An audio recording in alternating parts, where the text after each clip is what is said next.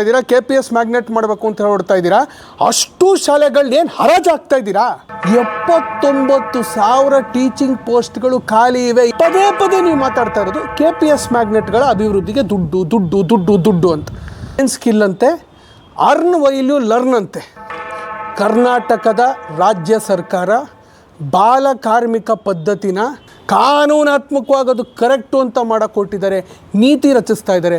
ಹಣತೆ ಮಾಡಬೇಕಂತೆ 6ನೇ class ಮಕ್ಕಳು ಹೋಗಿ. ಈ ದೇಶದ ರೈತರ ಮಕ್ಕಳಿಗೆ, ಈ ದೇಶದ ಕಾರ್ಮಿಕರ ಮಕ್ಕಳಿಗೆ ಡಾಕ್ಟ್ರ್ ಆಗೋ ಅರ್ಹತೆ ಇಲ್ಲ, ಇಂಜಿನಿಯರ್ ಆಗೋ ಅರ್ಹತೆ ಇಲ್ಲ, ಟೀಚರ್ ಆಗೋ ಅರ್ಹತೆ ಇಲ್ಲ. ADBಯಿಂದ 2,500 ಕಟ್ಟಿ ಸಾಲ ತೊಗೊಂಡಿದ್ದೀರಿ. ಈಗ ಯಾವ ಸಾಲನೂ ಅದು ನಿಮ್ಮ ಹತ್ರ ಬಂದಾಗ ಕಂಡೀಷನ್ ಇಲ್ದಿರ ಯಾರೂ ಸಾಲ ಕೊಡಲ್ಲ. ಯಾರು ಹಕ್ಕು ಕೊಟ್ಟರು ನಿಮಗೆ? ಅಲ್ಲಿನ ಜನನ ಕೇಳಿದ್ದೀರಾ? ಸ್ನೇಹಿತರೆ, ಡಿಸೆಂಬರ್ 30ನೇ ತಾರೀಕು ರಾಜ್ಯ ಸರ್ಕಾರ ಒಂದು ಹೊಸ ಸುತ್ತೋಲೆನ ಹೊರಡಿಸಿದ್ದಾರೆ. ಈ ಸುತ್ತೋಲೆನಲ್ಲಿ ಎಂಟೈರ್ KPS ಮ್ಯಾಗ್ನೆಟ್ ಯೋಜನೆಯ ಫಂಡಿಂಗ್ ಕುರಿತು ಹಲವಾರು ಅಂಶಗಳನ್ನ ರಾಜ್ಯ ಸರ್ಕಾರ ಜನಗಳ ಮುಂದೆ ತಂದಿಟ್ಟಿದೆ. ಅದ್ರ ಬಗ್ಗೆ ಈ ಸರ್ಕ್ಯುಲರ್ನಲ್ಲಿ ಡೀಟೇಲ್ಡಾಗಿ ಮಾತಾಡಿದ್ದಾರೆ.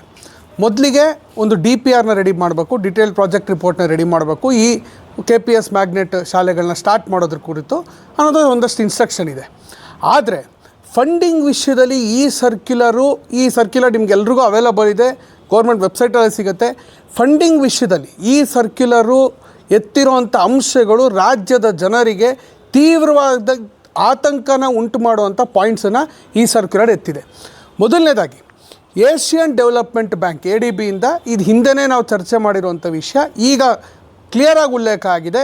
2,500 ಕೋಟಿ ಸಾಲ ತಗೊಂಡು ಸುಮಾರು 600 ಶಾಲೆಗಳನ್ನ KPS ಮ್ಯಾಗ್ನೆಟ್ ಶಾಲೆಗಳನ್ನಾಗಿ ಉನ್ನತೀಕರಿಸಬೇಕು ಅಂಥೇಳಿ ಮಾತಾಡಿದ್ದಾರೆ.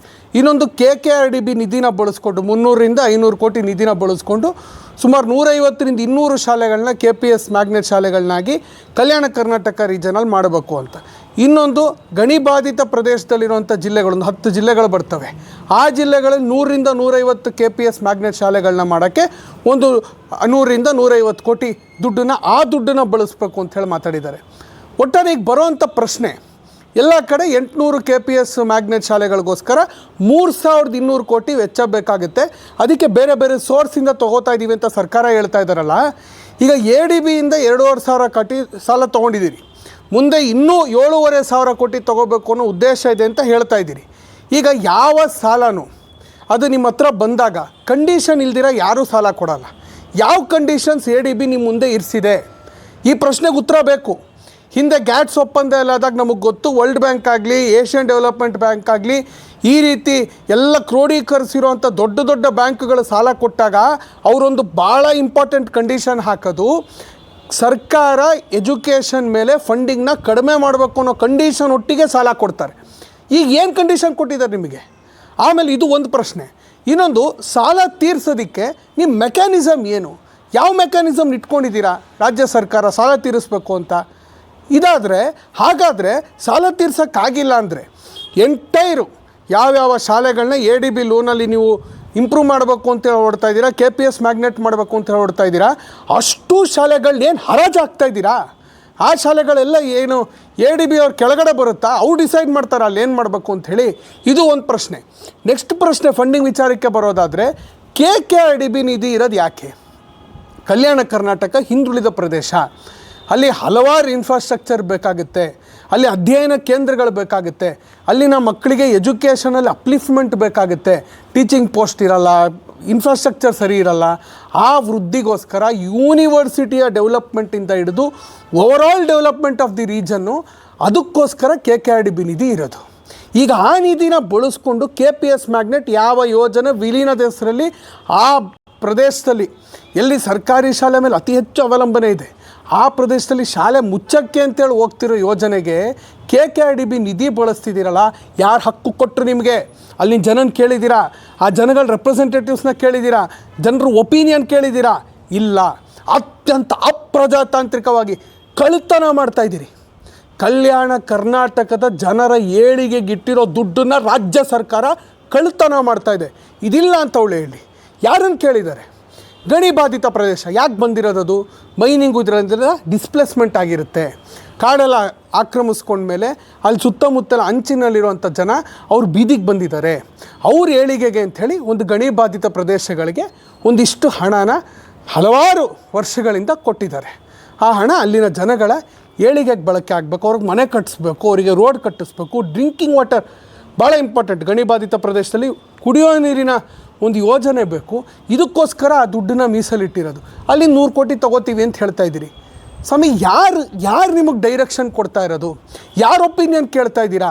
ಇಷ್ಟು ಅನ್ಡೆಮೋಕ್ರೆಟಿಕ್ಕಾಗಿ ಯಾವುದಾದ್ರು ಸರ್ಕಾರ ಫಂಕ್ಷನ್ ಮಾಡಿದೆಯಾ ಕರ್ನಾಟಕ ರಾಜ್ಯದ ಇತಿಹಾಸದಲ್ಲಿ ಅನ್ನೋ ಪ್ರಶ್ನೆ ಮೂಡದೇ ಇರುತ್ತಾ? ಇವೆಲ್ಲ ಒಂದು ಕಡೆ ಆದರೆ, ಫಂಡಿಂಗ್ ವಿಷಯದಲ್ಲಾದರೆ ಇನ್ನೊಂದು ಪ್ರಶ್ನೆ ಬರೋದು, ಪದೇ ಪದೇ ನೀವು ಮಾತಾಡ್ತಾ ಇರೋದು KPS ಮ್ಯಾಗ್ನೆಟ್ಗಳ ಅಭಿವೃದ್ಧಿಗೆ ದುಡ್ಡು ದುಡ್ಡು ದುಡ್ಡು ದುಡ್ಡು ಅಂತ. ಸ್ವಾಮಿ, ಕರ್ನಾಟಕ ರಾಜ್ಯದಲ್ಲಿ ನೀವೇ ಮೊನ್ನೆ ಅಸೆಂಬ್ಲಿನಲ್ಲಿ ಹೇಳಿದ್ರಿ 21,700 ಸರ್ಕಾರಿ ಶಾಲೆಗಳ ಕೊಠಡಿಗಳು ದುರಸ್ತಿ ಹಂತದಲ್ಲಿವೆ. ಸುಮಾರು 3,500 ಶಾಲೆಗಳಲ್ಲಿ ಕುಡಿಯೋ ನೀರಿನ ಫೆಸಿಲಿಟಿ ಅಥವಾ ಶೌಚಾಲಯ ವ್ಯವಸ್ಥೆ ಇಲ್ಲ. 6,500 ಸಿಂಗಲ್ ಟೀಚರ್ ಸ್ಕೂಲ್ಸ್ ಇವೆ ಕರ್ನಾಟಕ ರಾಜ್ಯದಲ್ಲಿ ಅಂಥೇಳಿ. ಇವೆಲ್ಲ ಒಂದು ಕಡೆ ಆದರೆ, ಅನುದಾನಿತ ಮತ್ತು ಸರ್ಕಾರಿ ಶಾಲೆಗಳನ್ನ ಒಟ್ಟಾರೆ ಸೇರಿಸಿದ್ರೆ 79,000 ಟೀಚಿಂಗ್ ಪೋಸ್ಟ್ಗಳು ಖಾಲಿ ಇವೆ. 79,000. ನೀವು ಹೇಳಿದ್ರಿ ಅಂತ ಟೆಟ್ ಎಕ್ಸಾಮ್ ಬರೆದು ಸುಮಾರು 4 ಲಕ್ಷ ಟೀಚರ್ಸು ಅರ್ಹತೆ ಪಡೆದಿದ್ದಾರೆ ರಾಜ್ಯದಲ್ಲಿ. ಆದರೆ 10 ವರ್ಷದಿಂದ ಅಪಾಯಿಂಟ್ಮೆಂಟ್ ಆಗ್ತಿಲ್ಲ. 79,000 ಪೋಸ್ಟ್ ಖಾಲಿ ಇದೆ. ಇದಕ್ಕೆ ಫಂಡಿಂಗ್ ಬೇಡವಾ? ಕೊಠಡಿಗಳ ದುರಸ್ತಿಗೆ ಫಂಡಿಂಗ್ ಬೇಡವಾ? ಈ ಶಾಲೆಗಳು ಯಾವುದು ಕುಸ್ತೋಗೋ ಹಂತದಲ್ಲಿದೆ. ಸೂರುಗಳು ಬಿದೋಗ್ತಾ ಇವೆ ಸ್ವಾಮಿ. ಮಳೆಗಾಲ ಬಂದರೆ ಬಿದೋಗ್ತವೆ. 1,200 ಸೂರುಗಳು ಬಿದೋಗೋ ಹಂತದಲ್ಲಿದೆ ಬರೀ ಕಲ್ಯಾಣ ಕರ್ನಾಟಕ ರೀಜನಲ್ಲಿ. ಇದ್ರ ಅಭಿವೃದ್ಧಿಗೆ ದುಡ್ಡೆಲ್ಲಿ? ಈ ದುಡ್ಡೆಲ್ಲ ತೊಗೊಂಡು ಫಸ್ಟ್ ಆಫ್ ಆಲ್ ಸಾಲ. ನಿಮ್ಮ ಹತ್ರ ದುಡ್ಡಿಲ್ಲ, ಕೇಳಿದ್ರೆ ದುಡ್ಡಿಲ್ಲ. ಇದನ್ನು ಬಿಟ್ಟು ಏನೂ ಹೇಳಲ್ಲ ಈ ರಾಜ್ಯ ಸರ್ಕಾರ. ಇದನ್ನೆಲ್ಲ ಮಾಡಿ ಈ ದುಡ್ಡನ್ನೆಲ್ಲ ತೊಗೊಂಡು ಈಗ ಇರೋ ಶಾಲೆಗಳ ಉನ್ನತಿಗೆ ದುಡ್ಡೆಲ್ಲಿ? ಯಾರ ಹತ್ರ ತೊಗೋಬೇಕು? ಫ್ರೆಂಡ್ಸ್, ಇದೆಲ್ಲ ಆದರೆ ಇನ್ನೊಂದು ಅಂಶನ ಹೇಳಲೇಬೇಕು. ನಿನ್ನೆ ಒಂದು ಮಾಧ್ಯಮಕ್ಕೆ ನೀಡಿರೋವಂಥ ಒಂದು ದೊಡ್ಡ ಇಂಟರ್ವ್ಯೂ ಮಾಡಿದ್ದಾರೆ. ಆ ಇಂಟರ್ವ್ಯೂನಲ್ಲಿ ಶ್ರೀಯುತ ಮಧು ಬಂಗಾರಪ್ಪನವ್ರು ಹೇಳ್ತಾರೆ, ನಾವು ಸ್ಕಿಲ್ ಎಜುಕೇಷನ್ ಸ್ಟಾರ್ಟ್ ಮಾಡ್ತೀವಿ. ಈ KPS ಮ್ಯಾಗ್ನೆಟ್ ಶಾಲೆಗಳಲ್ಲಿ 6ನೇ ಕ್ಲಾಸಿಂದ ಸ್ಕಿಲ್ ಕಳಿಸ್ತೀವಿ ಅಂತ. ಏನು ಸ್ಕಿಲ್ ಅಂತೆ? ಅರ್ನ್ ವೈಲ್ ಯು ಲರ್ನ್ ಅಂತೆ.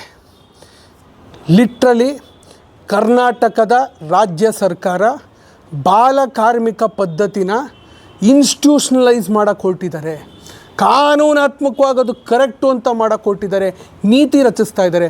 ಹಣತೆ ಮಾಡಬೇಕಂತೆ 6ನೇ ಕ್ಲಾಸ್ ಮಕ್ಕಳೋಗಿ, ಅಡಿಕೆ ಸುಲಿಬೇಕಂತ 6ನೇ ಕ್ಲಾಸ್ ಮಕ್ಕಳೋಗಿ. ಸ್ವಾಮಿ, ಇವ್ರು ಸ್ಕಿಲ್ ಕಲ್ಸೋದು ಏನು? Tailoring skill. ಯಾರು ಸ್ಕಿಲ್ ಕಲ್ಸೋದು? ಬಂದ್ಬಿಟ್ಟು ಗೌರ್ಮೆಂಟ್ ಸ್ಕೂಲಲ್ಲಿ ಓದ್ತಿರೋ ಮಕ್ಕಳಿಗೆ ITIಯಿಂದ ಬಂದ್ಬಿಟ್ಟು ಸ್ಕಿಲ್ ಕಲಿಸ್ತಾರೆ. ಅಂದರೆ ಈ ರಾಜ್ಯದ ಜನ ಅರ್ಥ ಮಾಡ್ಕೊಳ್ಳಿ, ದಯವಿಟ್ಟು ಅರ್ಥ ಮಾಡ್ಕೊಳ್ಳಿ. ADS ಮನವಿ, ದೇಶದ ಎಲ್ಲ ರಾಜ್ಯದ ರೈತರು ಕಾರ್ಮಿಕರಿಗೆ ಮನವಿ. ಕರ್ನಾಟಕ ರಾಜ್ಯ ಸರ್ಕಾರ ಡೈರೆಕ್ಟಾಗಿ ನಿಮಗೆ ಹೇಳ್ತಾ ಇದೆ, ನಿಮ್ಮ ಮಕ್ಕಳಿಗೆ, ಈ ದೇಶದ ರೈತರ ಮಕ್ಕಳಿಗೆ, ಈ ದೇಶದ ಕಾರ್ಮಿಕರ ಮಕ್ಕಳಿಗೆ ಡಾಕ್ಟ್ರ್ ಆಗೋ ಅರ್ಹತೆ ಇಲ್ಲ, ಇಂಜಿನಿಯರ್ ಆಗೋ ಅರ್ಹತೆ ಇಲ್ಲ, ಟೀಚರ್ ಆಗೋ ಅರ್ಹತೆ ಇಲ್ಲ.